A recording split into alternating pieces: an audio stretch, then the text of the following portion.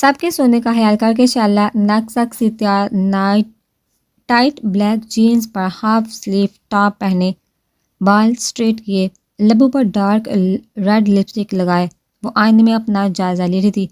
گھنی پلکوں پر mascara لگا کر اس کو اور پیارا بنا دیا گیا تھا۔ شہد رنگ بال دائیں بائیں کندھوں پر ڈالے بلا شبہ وہ حسین لگ رہی تھی۔ کچھ دیر میں وہ ہیل کی ٹک ٹک کرتی فون ہاتھ میں پکڑ کمرے سے نکلی اور ایک تائرانہ نظر بند کپڑے پر ڈال کر ہاتھ میں پہنی واچ ٹھیک کرتی پورچ میں آئی۔ زہیب بلیک ٹراؤزر شرٹ پہنے بالکن میں بٹافت کا کام کر رہا تھا اور ساتھ ہر 30 سیکنڈ بعد کافی بھی پیتا۔ وہ اپنے کام میں بزی تھا کہ جب اس نے گاڑی سٹارٹ ہونے کی آواز سنی۔ اس وقت کون کہاں جا رہا ہے؟ وہ بڑبڑائے اور نیچے جھانکا دیکھا جہاں شعلہ اب گاڑی میں بیٹھی دکھی۔ یہ لڑکی اس وقت کہاں جا رہی ہے؟ وہ بڑبڑایا۔ اس نے ایک نظر گھڑی پر ڈالی جہاں رات کے 12 ہو رہے تھے۔ اسے تشویش ہوئی، نہ چاہتے ہوئے بھی وہ سوچنے پر مجبور ہو گیا۔ جلدی سے لیپ ٹاپ بند کر کے پھر سے دیکھا تو گاڑی گیٹ سے باہر نکل رہی تھی۔ اس جاذب کو ذرا بھی احساس نہیں، کم از کم اپنی بہن پر نظر تو رکھے، کہاں جاتی ہے، کیا کرتی ہے، پھرتی ہے نکما کہیں گا، اور چوہیا کا حال دیکھا، اور اس چوہیا کا حال دیکھو۔ وہ جلدی سے گاڑی کی اٹھا کر بڑبڑاتا ہوا نیچے آیا اور تیزی سے اپنی گاڑی میں بیٹھ کر گاڑی سٹارٹ کرتا اس کے پیچھے نکلا۔ وہ جس سپیڈ سے گاڑی لے گیا تھا اسے یقین تھا کہ وہ شعلہ کی گاڑی کو ضرور دیکھ لے گا، اور ہوا بھی یہی۔ وہ جہاز کی سپیڈ سے اس کی گاڑی تک پہنچ چکا تھا، پر اس وقت اس کو روکنا نہیں چاہتا تھا۔ وہ دیکھ رہا ہے کہ آخر وہ رات کو اس وقت کہاں جا رہی ہے، اور یہی سوچتے ہوئے زہیب اسے سے کچھ فاصلے پر رہا۔ جب آدھا گھنٹے بعد گاڑی ایک کلب کے سامنے رکی، زہیب نے گاڑی کو روڈ پر ہی بریک لگائے اور اس کو دیکھا جو گاڑی سے نکل کر بالو کو ایک ادا سے جھٹک کر اندر کی جانے والی۔ اس کی ڈریسنگ دیکھ کر ہمیشہ کی طرح زہیب کی تیوری چڑھی۔ ان کی زیادہ بحث صرف اور صرف شعلہ کی ڈریسنگ پر ہوتی تھی۔ زہیب کو وہ سخت ظاہر لگتی تھی۔ اس کی بہنوں نے کبھی ساہ کا لباس لبتا نہیں کیا تھا، اور یہ ساہ کا لباس پہن کر جگہ جگہ گمدی ہمدانی کی عزت کا تماشا لگا رہی تھی۔ بس یہی بات زہیب کا دماغ گھما دیتی۔ اس کے باپ نے منع کیا تھا، پر اب وہ کہاں مانتی تھی۔ پر زہیب کو اس کا دماغ درست کرنا آتا تھا، اور سب سے زیادہ پارا ہائی تو اس کا شعلہ کے کلب آنے کی وجہ سے ہوا تھا۔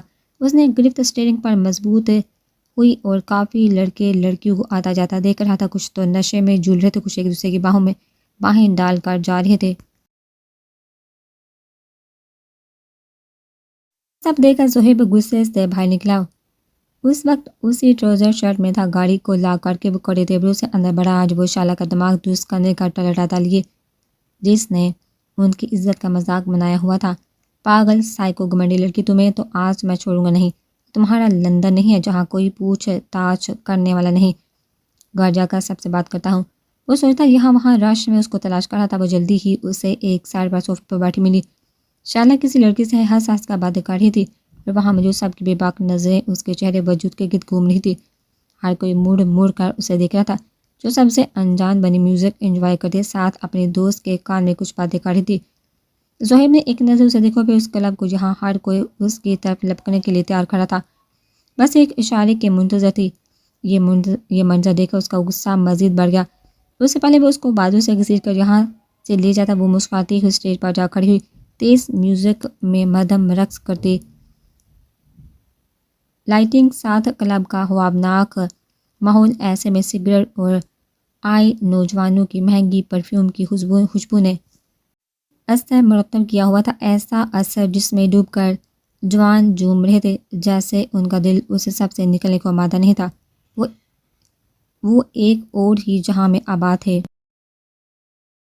ایک سائڈ پر کاؤنٹر پر کئی لڑکے اور لڑکے ڈرنک کر رہے تھے، کچھ شیشہ پی رہے تھے، کچھ سگریٹ کے کش لیتے لڑکیوں کو بے باکی سے چھو رہے تھے، تو کچھ ایک طرف بنے کمروں میں آ جا رہے تھے۔ وہاں ہر طرح کا نشہ موجود تھا۔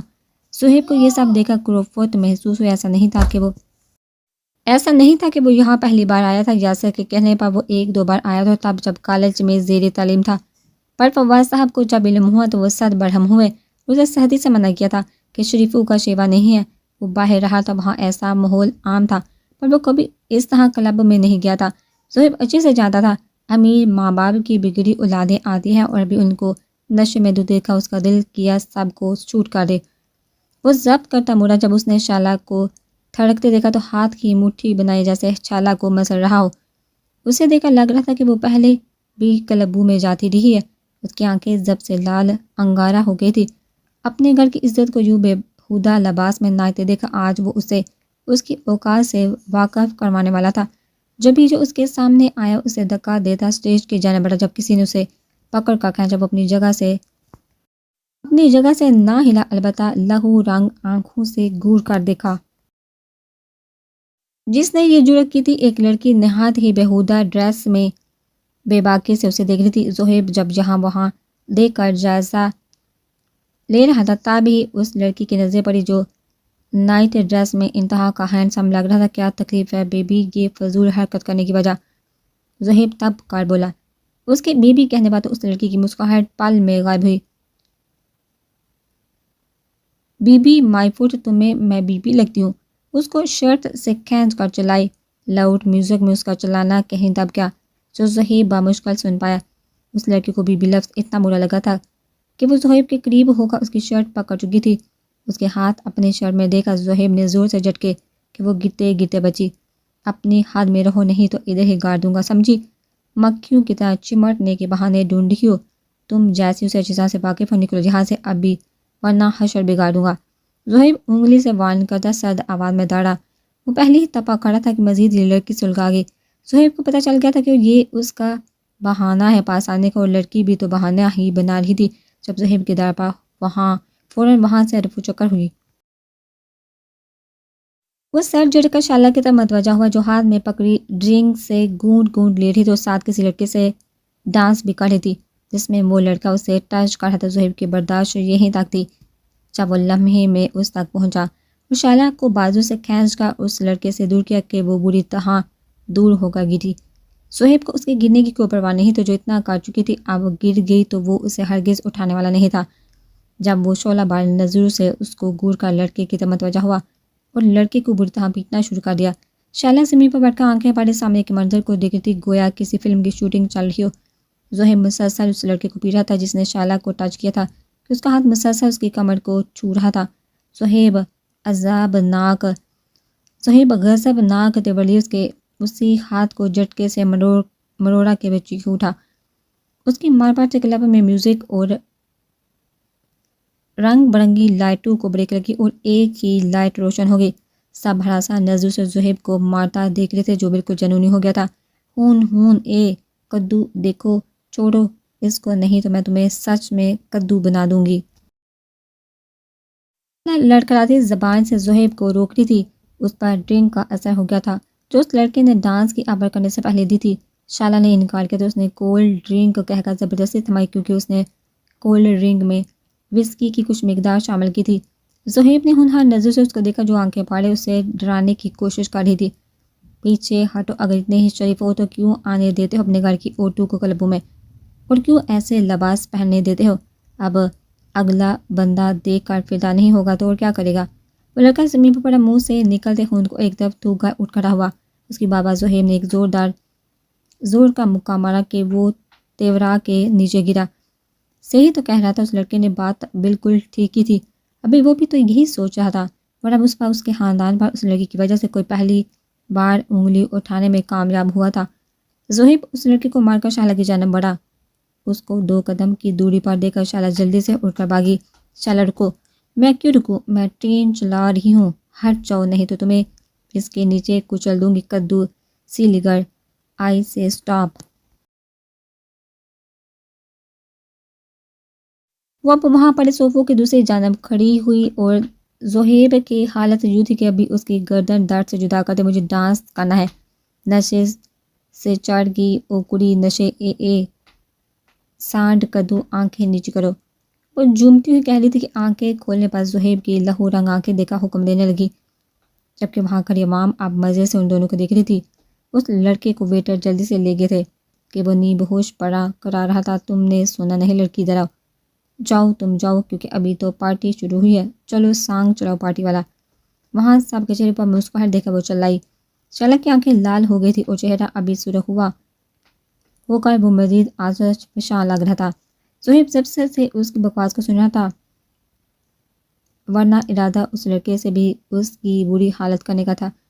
اس کے چلانے پر ڈی جی نے یہی گانا پلے کیا تو سب ان کو چھوڑ کر آپس میں گم ہوتے ڈانس کرنے لگے۔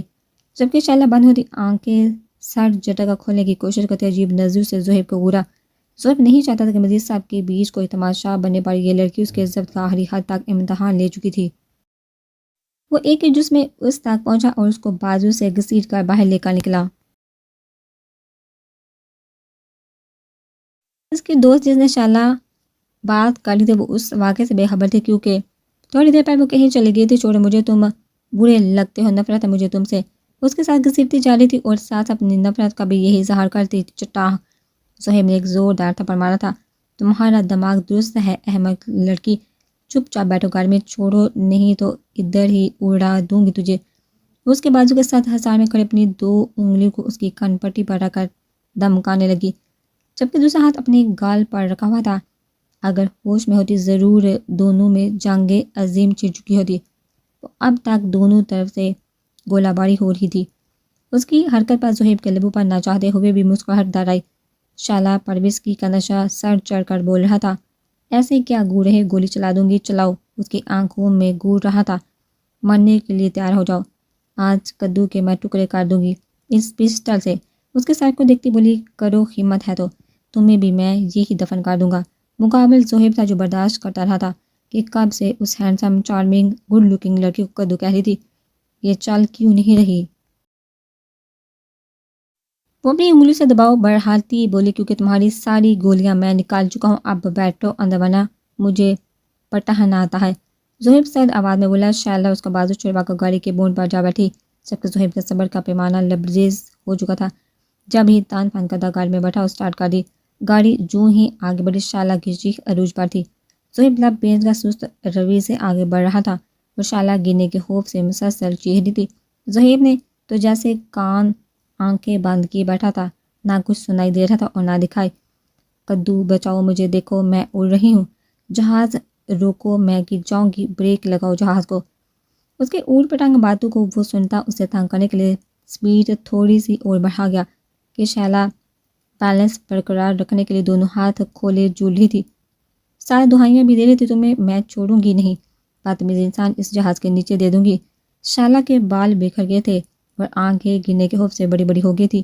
لب مسلسل کچھ نہ کچھ بڑبڑا رہے تھے۔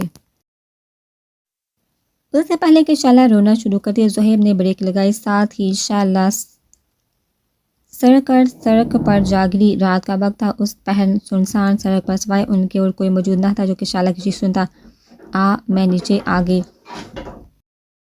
مجھے بچاؤ کدو، دیکھو میں جہاز کے نیچے ہوں۔ شالہ اٹھ کر بیٹھی اور اپنے سر پر کھڑی گاڑی دیکھ کر پھر سے چلانا شروع ہو گئی۔ زہیب جلدی سے باہر نکلا، اس کی جانب بڑھا، اب آئے تمہارے ہوش ٹھکانے۔ اس نے بے دردی سے شالہ کے بال مٹھی میں جکڑے۔ زہیب کو شالہ کی حرکت ناگوار گزری تھی، پر اس پر وسکی کا نشہ طاری دے کر اتنا تو جان گیا کہ اس نے پہلے کبھی نہیں پی۔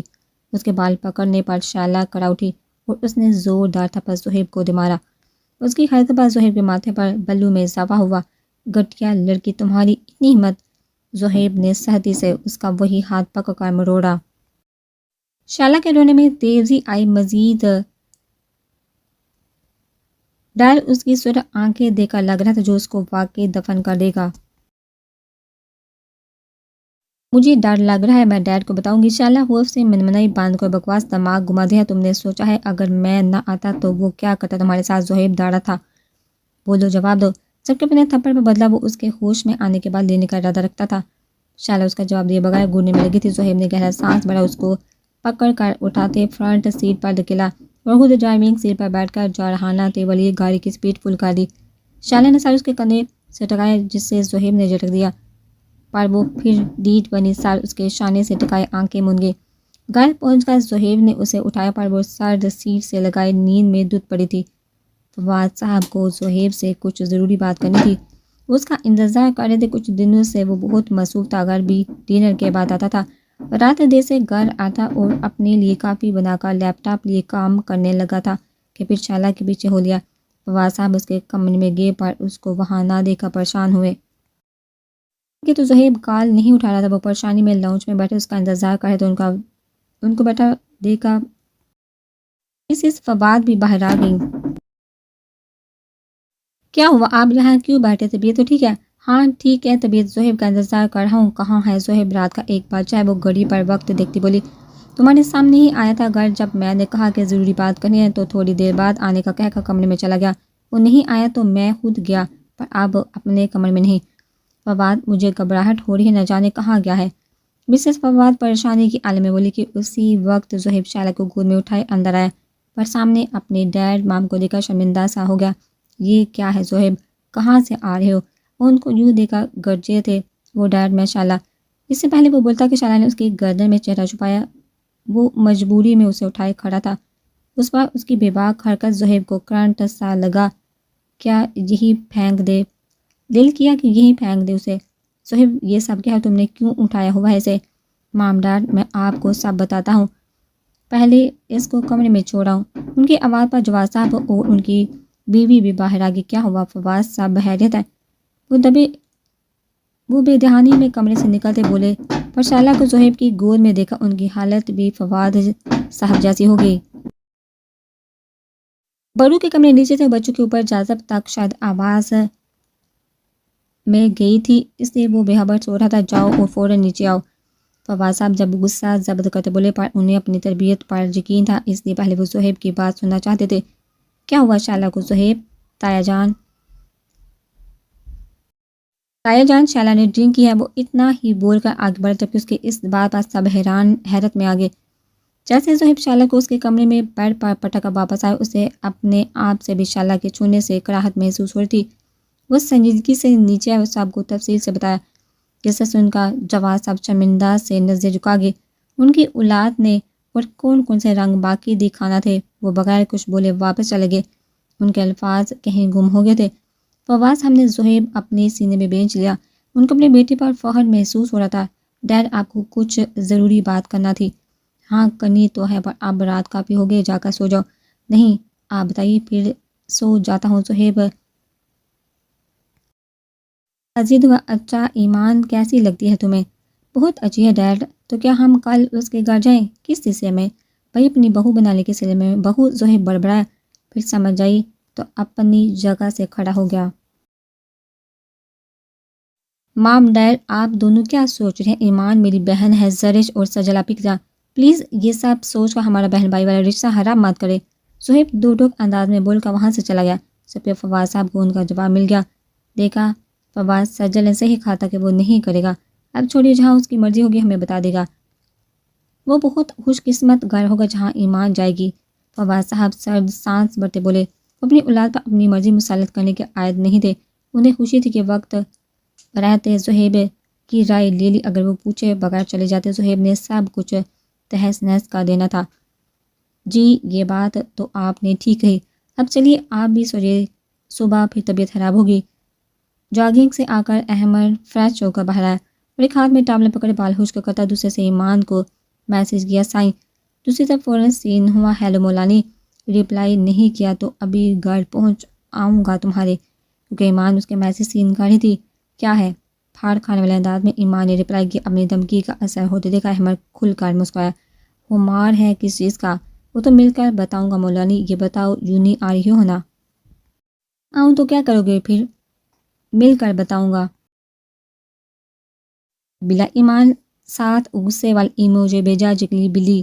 جواباً احمد نے بھی یہی عمل دہرایا، تم یوں نہیں آؤ پھر بتاتا ہوں۔ احمد نے گھورنے والا ایموجی بھیجا، میں نہیں آؤں گی یوں نہیں، سنا تم نے؟ جازی خدا کا حکم ہے، سنا تم نے؟ ساتھ ہی آرڈر دے کر احمد نے کس والا ایموجی بھیجا اور کمرے سے باہر نکلا۔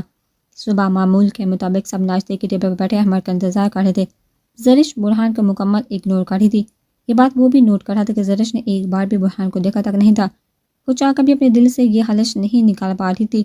وہ اپنے ہاتھوں پر نظر جمائے سوچوں کی پینگوں میں سوار تھی، جب یہ احمد بلو جین پر لائٹ یلو شرٹ پہنے، اوپر بلو کلر کی جیکٹ پہنے جس کے بٹن کھلے تھے، جس سے اس کے چوڑے مضبوط سینے سے چپکی برانڈیڈ شرٹ صاف نظر آ رہی تھی۔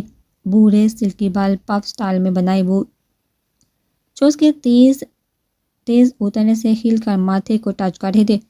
بوڑھی بیٹ، بوڑھی مونچھیں، دمکتا شفاف رنگ، وہ کسی ریاست کا شہزادہ لگتا تھا کہ ایک دم اس کی گلابی لب مسکراہٹ میں ڈلی اور وہ نچلا لب دانتوں میں دبائے مسکراہٹ رک گیا۔ ایسے مسکراتے بہت خوبصورت لگ رہا تھا۔ وہ اپنی کالی گہری آنکھیں موبائل کی اسکرین پر لگائے وائٹ स्नैकर शूज़ में मुकीद पाँव सीढ़ियों से उतरकर फर्श पर रखता अपनी मगरूर चाल से डाइनिंग टेबल की तरफ आ रहा था। निगाहें हनूस मोबाइल की स्क्रीन पर जमी थी। वजाहिद साहब ने अहमद को देखकर दिल ही दिल में माशाल्लाह कहा। सकूर बीजी ने भी यही अमल दोहराया था। Good morning everyone. वो बुरहान के साथ वाली चेयर खिसका कर बैठा और सब नाश्ता करने लगी। भाभी माँ चाय डाल कर दे। अहमद ने जरिश को पुकारा। जरिश जूस पी रही थी। अहमद के तर्ज तहत पर जूस फवारे की शक्ल में फर्श पर गिरा। अहमद की शरारतों और रूब और जलाल से वो अच्छी तरह से वाकिफ थे और अभी उसके यूं बुलाने पर वो हैरान है कि क्योंकि वो उन दोनों भाइयों से काफ़ी छोटी थी। क्या हुआ बेटा? का कुछ नहीं बीजी। कहीं आप बाबी माँ पर तो हैरान नहीं हो रही? अहमद ने आंखें सुगड़ी। वो पहले तुम कहकर मुहातब करता था और अब भी करता, पर अब वो उसकी भाभी थी, उसकी माँ के मुकाम थी। जरिश ने सर हिलाया। बिल्कुल, अब से आप मेरी भाभी हैं और माँ भी। मतलब भाभी माँ। जरिश आंखें फाड़े उसको देख रही थी। वो तो उसको इंतहा का बदतमीज़ और लापरवाह समझती थी और उसके सादा अंदाज में बताने पर वो हैरान हुई थी कि उसको पल में माँ के मुकाम के बराबर दर्जा दे गया था। मतलब जरिश ने उसके बारे जो सोचा था वो उसके बरक्स था। जरिश के लब मुस्कुराहट में डले और सर को जुम्बश दी, जबकि बुरहान ने दोनों को देखा जो मुस्कुरा रहे थे। उसके लबों पर भी मुस्कुराहट खिल गई।